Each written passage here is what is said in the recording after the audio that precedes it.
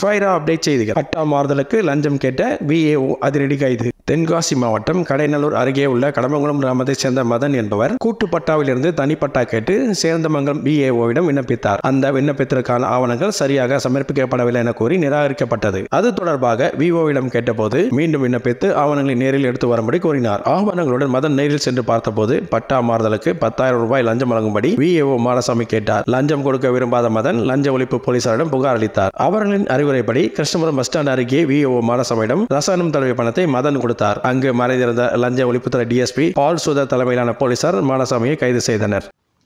நண்பர்களே, இந்த வீடியோ உங்களுக்கு பிடித்திருந்தால் லைக் பண்ணுங்க, ஷேர் பண்ணுங்க, மறக்காம கமெண்ட் பாக்ஸ்ல கமெண்ட் பண்ணுங்க.